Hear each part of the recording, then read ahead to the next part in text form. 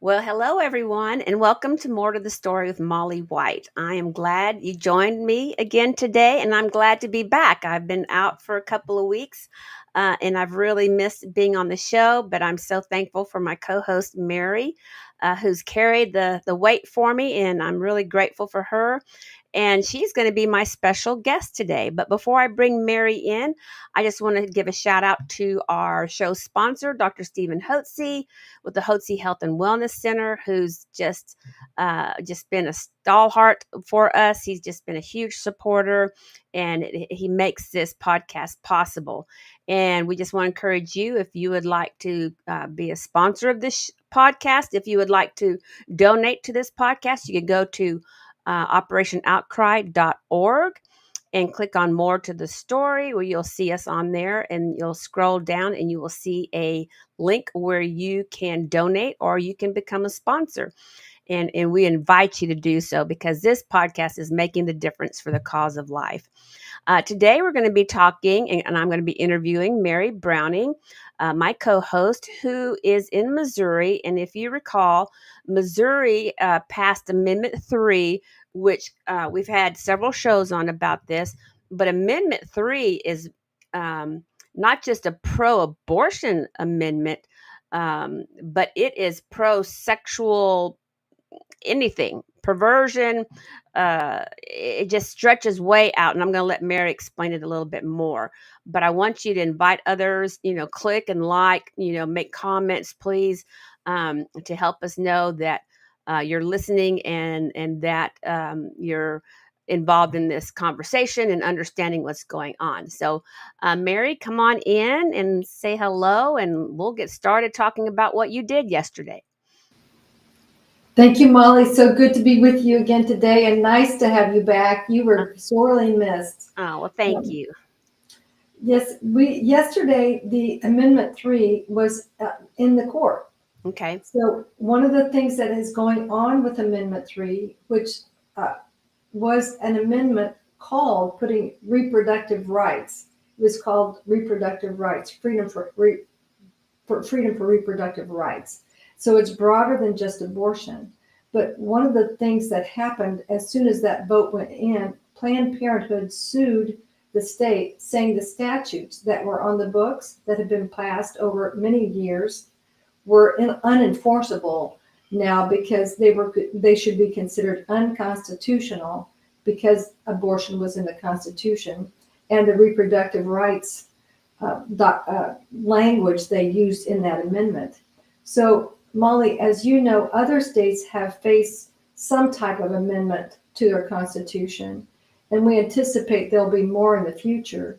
So I think it's good for us to learn from what's going on in each state and see how we can apply that, what we're learning in other states, and also points of prayer for us as we go along here. Absolutely. And like we had mentioned, and been, we've had attorneys from Missouri on the show before, that Amendment 3 goes way past reproductive health. It goes Yes. into sexual, I wouldn't call it sexual health, but sexual identity, gender transitioning. And there's no really, what they're trying to do is nothing can stop their perversion, is what they're trying to do. And of course, the Attorney General in Missouri is now defending Missouri's pro-life positions, correct? And That then, is correct. okay, and they're in court trying to stop Planned Parenthood from trying to wipe out the decades of pro-life work that Missourians have done to protect women and children from the abortion industry. And so, so the abortion industry is trying to just, with a fatal sweep, wash it all away. And really, I just don't see how that can stand in court. But, we don't trust courts all the time. So tell us what Lord led y'all to do yesterday. Well, the Lord led us to have a press conference in front of the court. There in Kansas City, in Jackson County, Missouri, there was a hearing at 1:30 where the Attorney General was defending statutes of Missouri, and there was a judge hearing the case there.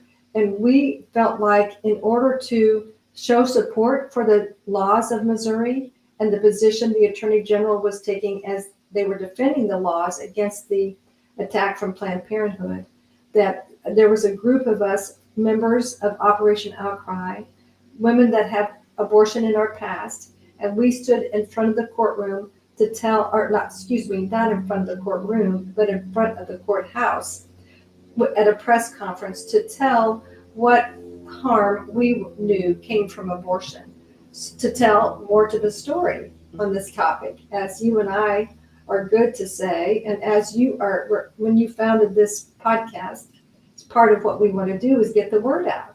There's Right. more to the story. There's more to the story than what the abortion industry will tell you. Yes. Mhm. So we did have 6 different women that were telling about their experience and the harm that they experienced in the aftermath of abortion, kind of during and after the abortion, to stand in support of laws in Missouri such as there needs to be a doctor involved. There needs to be an opportunity for a woman to view an ultrasound. There needs to be a 72-hour waiting period so she can reflect on a decision that is that you can't undo. There's no turning back once you Right. go down that road. And can I And interject here real quick that here, that 72-hour waiting period is so important because the abortion industry, they want to hurry and rush you into that decision. In fact, what I've read is they want you there within 4 days of finding out you're pregnant. And that's the 4 days that you may be in shock or uncertain what you want to do or afraid or whatever. They want to exploit that opportunity and get you in those doors. And I've known this for many years from in lots of experiences, lots of testimonies. But if you have time to wait, that 72 hours a week, then you're starting to bond to your baby, your fears are starting to go away, and you're more likely not to have an abortion. that's true. Hmm. And that runs counter to the objective of Planned Parenthood and the abortion industry, which is more and more and more abortions, Right, as we know. right. One of the questions the judge asked the attorney or asked Planned Parenthood is if Planned Parenthood is a 50C, is a nonprofit. And Planned Parenthood is a nonprofit. Hmm. So they enjoy nonprofit status. So donations to Planned Parenthood are tax deductible. They probably don't pay taxes on the income they receive or the monies they get. And so it's an interesting dilemma we have as we fight a very big mammoth, the Yeah, mammoth of the it is. abortion It industry it and is a Planned Parenthood. mammoth. And being a nonprofit, they profit, like I think back several years ago when they had their income statements out, over $1 billion a year. And they're also the largest organization that gives to Democrat pro-abortion opponents, elected officials in their campaigns. So this benevolent nonprofit is a beast, and the money that they make, they turn around and use to support liberal Democrat candidates that are pro abortion.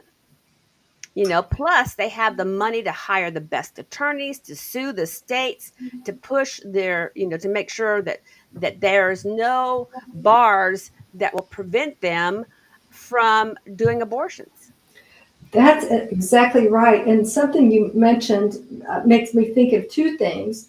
One is the Attorney General had filed to dismiss the case from Jackson County because Jackson County, which is Kansas City, includes Kansas City, Missouri, is considered a very liberal area. So in looking at that, it seems Planned Parenthood did what in the law we call forum shopping, as they chose an area where the prosecuting attorney would be favorable to Planned Parenthood. And they wanted that prosecuting attorney to represent the class of all 115 prosecuting attorneys in our state. Mm, And so they're asking for a class to be certified of the prosecutors because they want the prosecutors enjoined. That means kept from enforcing any of the statutes wow. related to abortion. And Mm, so that was a topic that came up. And the part of the question was that the Attorney General pointed out was whether or not it was appropriate at all for Planned Parenthood to file there because that prosecutor had already publicly stated in a number of different ways that she considered the abortion laws unconstitutional. And Ah. the inference was she didn't plan to enforce them. Oh, so there's a So, conflict of interest there. well, or there was no, for Planned Parenthood to sue someone, there needs to be a case in controversy, what we call in the law a case in controversy. There needs to be a matter in dispute. So Okay. what the Attorney General was suggesting was there's no dispute between the Jackson County prosecutor and Planned Parenthood. So it wasn't appropriate for them to file in that area. So the judge ruled against that position. And Mm. so Are we surprised? right, right, she did, right, we're not surprised, but he is planning to appeal that. So Okay. we'll see what happens. So it kind of stay tuned to see what happens.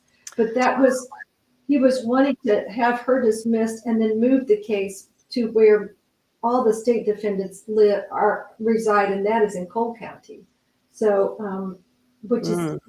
the Jefferson City where I live. So that, so far, the Attorney General has not prevailed on that piece of this.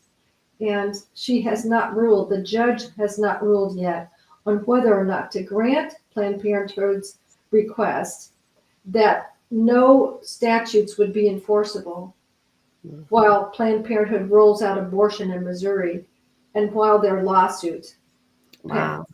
So Wow. she hasn't ruled on that yet. Wow. That's So, something we need to really pray for. And it's so nice to have you as an attorney, Mary, because you can explain all these things to us. And the to me, boy, Planned Parenthood spends so much time, so much money, and so much resources to make sure that, for like you said, they went to, was it Jefferson County? Jackson County, Jackson Jackson. County, Mhm. found a prosecutor that's favorable, or a judge favorable to them. Correct. I mean, they spend so much time making sure that no stone is unturned to where they can try to get their agenda passed, their agenda forward. I mean, I'm talking, this is the epitome of evil. Yes. When they want to strike everything down, all the work that voters have put in, into these protective laws and protective measures to protect women and children. And they just want to wipe it out. And they spend so much time, effort, and money to do that. And And so, it does call, you mentioned the voters. And so now that the voters have passed this amendment, I really have to wonder, and we've talked about this before, do the voters really even realize how they voted and what that has meant? And I oh, don't think they have. absolutely not. In fact, I thought there might be a lawsuit in Missouri against that amendment because they did not properly inform the signatories of what that language meant. They were very deceptive in their language. And so you cannot make law, you cannot pass a constitutional amendment based on deception. But that's what happened. That And is, so, well, mhm.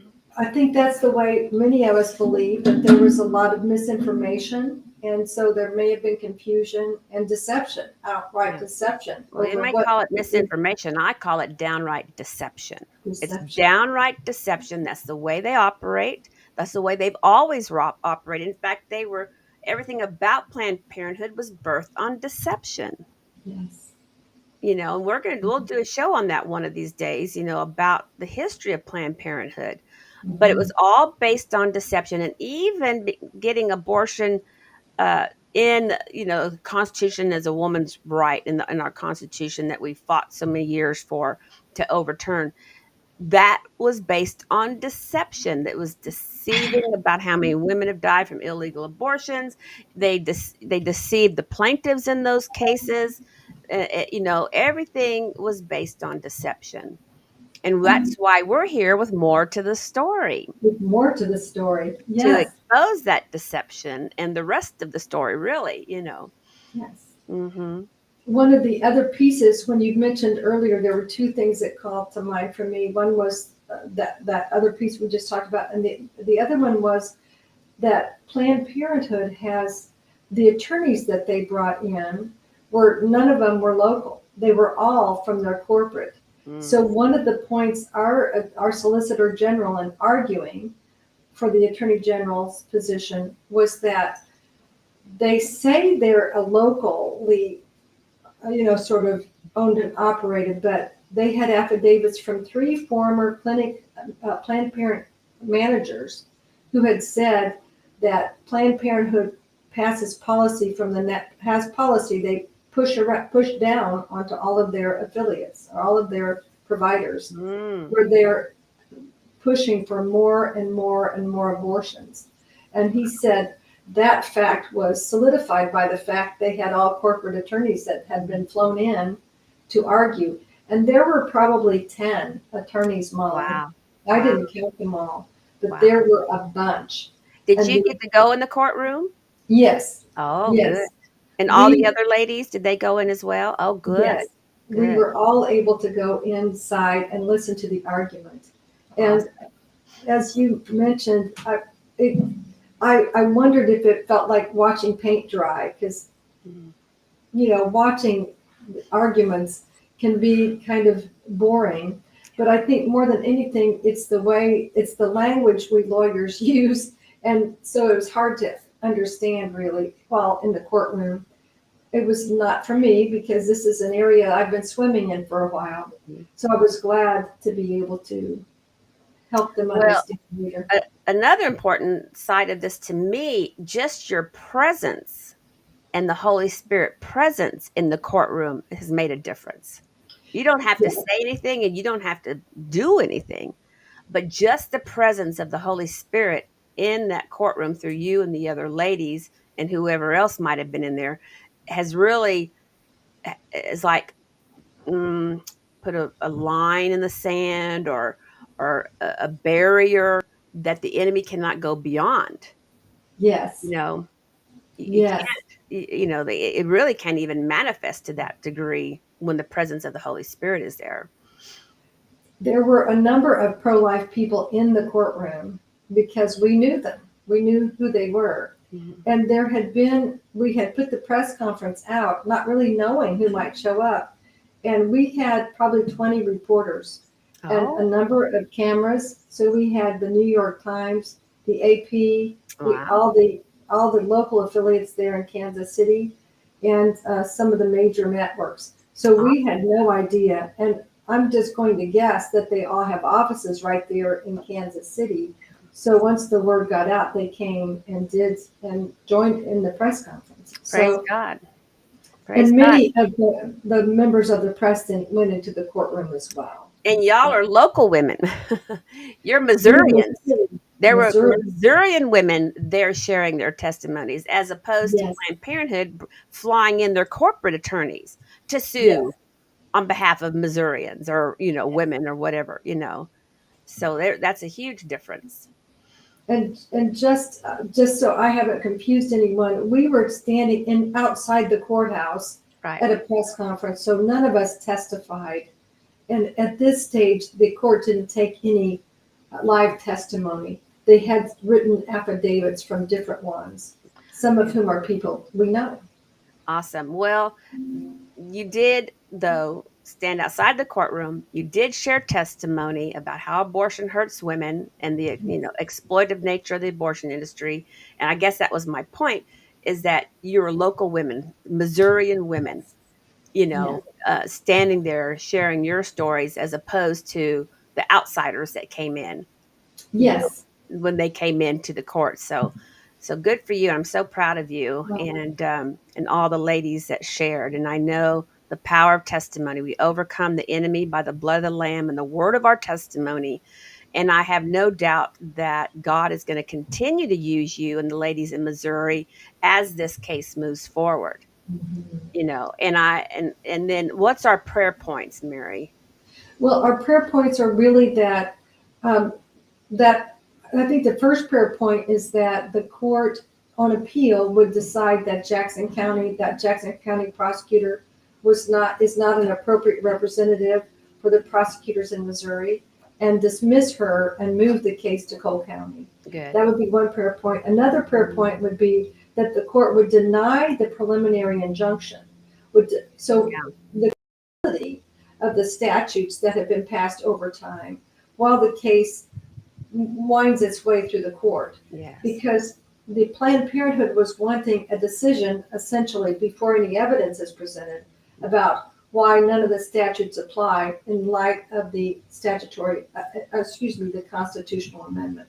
Of So course they that's, do. Of course they yeah, want this decision first because they know it won't hold water if the reasons why they should stand come into the discussion.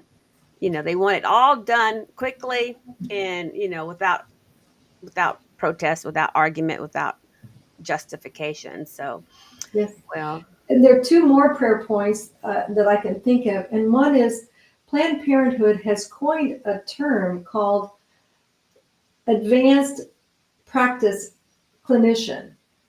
And it means, so the judge asked them to define that. It's just a term they made it up and they call it APC. What they're looking at is non-doctors being the one. So Missouri mm, has a statute that says a doctor has to be the one. And the doctor said, well, who is that? Well, it's like midwives and nurse practitioners and physician's assistants. And we don't and know basically anyone, any, you know, basically anyone. it reminded me of a case that went to the U.S. Supreme Court before Roe v. Wade was reversed, and it was a case from Louisiana, and they had ophthalmologists, so eye doctors, and radiologists, X-ray technicians that were performing abortions. And the Supreme Court at that time, with Roe v. Wade still being the law of the land, said Louisiana couldn't require different kinds of qualifications because Louisiana was trying to require hospital admitting privileges, which an ophthalmologist or radiologist couldn't get for performing Right. abortions. And so Missouri has similar statutes that Louisiana had. So they're saying it needs to be a doctor that will follow up the care with the woman and be able to perform the surgical abortion if something goes wrong. Yeah. What, for instance, with the chemical abortions. Yeah. And so Planned Parenthood doesn't want a doctor, doesn't want surgery centers, doesn't want any requirement of follow-up care, wants none of that. So, what does that tell our audience when Planned Parenthood wants to completely eliminate medical professionals like OB-GYNs, the doctor requirement, the physician requirement, any safeguards for women who might be undergoing a surgical abortion, um, any um, clinic regulations, clean equipment, running water, running toilets, anything like that. What does that Yes. say to our audience? It seems that it says they don't care about the women. And I think that Absolutely. is the underscores. Absolutely. All They're they in it. care about is the bottom line, and that's the money they're going to make. And like you said, they coined this phrase. Well, they coined the phrase of Planned Parenthood. They coined the phrase of women's reproductive health, women's reproductive rights, which all means abortion. So they're good at twisting words to Yes. make it sound really good and sound professional, sound pleasing to the ear, but it's all deceptive language.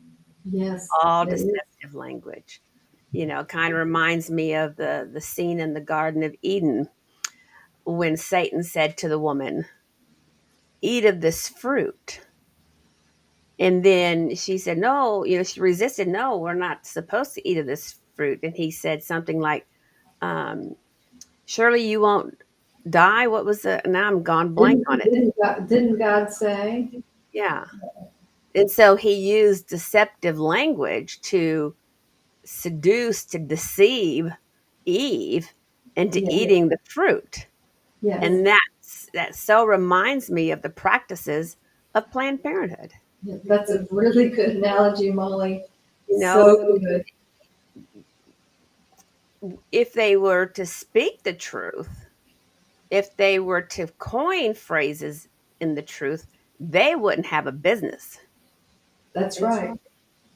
They would not have a business.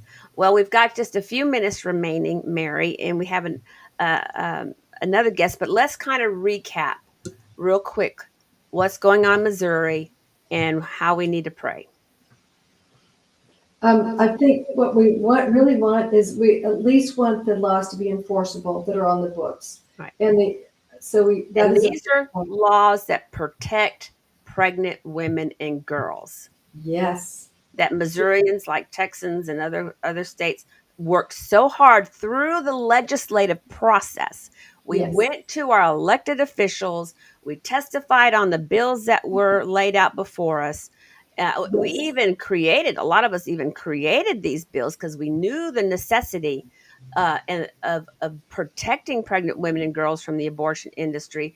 We put in the time, we put in the labor, we put in the hours, we put in the blood, sweat, and tears, we put in the testimony through our elected officials and got these bills passed. yes, And with one yes, fatal swoop, one constitutional amendment based on deception, they want to wipe all that away.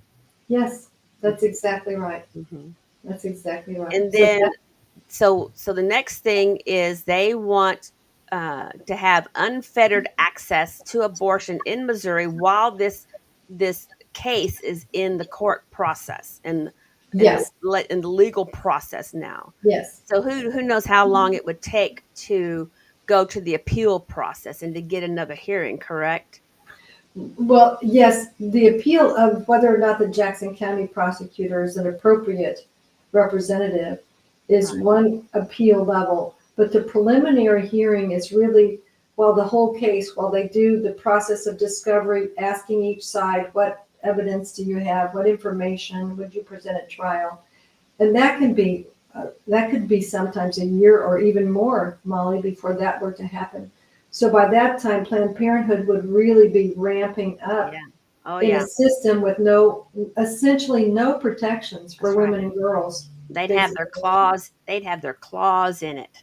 And and that's they what would they want. and they would be doing as many abortions as possible, as Yes, many as possible yes, before the this whole trial ends, this whole case ends. yes. And then saying it would be a burden now to enforce the laws because it Yeah, would create a yeah. problem Look rather at than, all these abortions we've been doing. Look at the demand, yes, for abortion, which is not true. yeah. There's no demand for abortion. Like women not banging on doors. I mean, they're going to find something to do if they need, but you know. Um, yeah, they'll get in there, get their bloody hands and claws in every area, and then fight to keep it. Yeah, So yeah, we just want to pray against that. yeah, yeah, Yeah. absolutely. What organizations are fighting for women in this case? Well, we Well, have the Attorney General for sure. the Missouri Attorney General is the one that's fighting for women. And at this point, there's been no intervention by any of the women harmed by abortion in Missouri. And we may see that down the road. We'll be watching and paying attention to that. But right now, the Attorney General is doing a really good job defending the women's positions in terms of the women and girls that would be faced with the question of abortion and what kind of protections they would have or not have in Missouri. So, Amen. Well, thank you, Mary, for thank explaining to you. this what's going on in Missouri and how we can pray for this case, and pray against it, Yeah. and to pray to protect Missouri and women, our fellow sisters. You and I've had an abortion. We've been Yes, down that road of we trauma and know. self Mhm. destruction, and we don't want anyone else joining our club. No, we don't. Really don't. It's not a fun club. No, The suffering and the pain, the regret, the sorrow, the guilt, the shame. All of that is not what we wish upon anyone. that's You know, right. That's right. and that's why we have this show, more to the story, with Molly White and Mary Browning, because we are selfish and we don't want anybody else in our club. you know That's right. We don't want you to make the decisions we make. this is the first time it's okay to be selfish, right, Mary? That's We don't right. want anyone else joining our club. Not that, That's right. it's We because won't scare you. it's not a fun club, No. but we're speaking out, for life to protect you. If you're listening and you're pregnant, You can do this. You can be a mother. You can have this baby. It'll be the best thing that ever happened to you, no matter what your circumstances are. And I tell women who are, "But I got this negative, this negative going on, but this." I said, why don't you start thinking about the positives? Mhm. Let's put the negatives aside because we can be overwhelmed with that. Let's think Yes, about the we do. positives of the joy of having a child, the Mhm. joy of motherhood, you know, uh, bringing a life into the world. Think on the positive things. And we have Operation Outcry website down there. If you need help, you can go to this website. There's the 1-800 number, um, I don't see it on the screen, the helpline number you can call. There's H3 women helpline. on there who will listen, who will plug you into help wherever you are, but you can do this. Yeah, Motherhood's a blessing from the Lord. It is not a curse. It's not a burden. that's It's a right. blessing from the Lord. There's the helpline number right there. You can call. And so we just want to encourage all women out there who are pregnant, choose life. It'll be the best thing that ever happened to you. Mary, thank you for coming on and telling us all about what's going on in Missouri. I will see you again on the next show. And thank y'all for tuning in to the More to the Story with Molly White and my awesome co host, Mary Browning. And we look forward to Mhm. seeing you next time. God bless you. Bye bye. Bless you.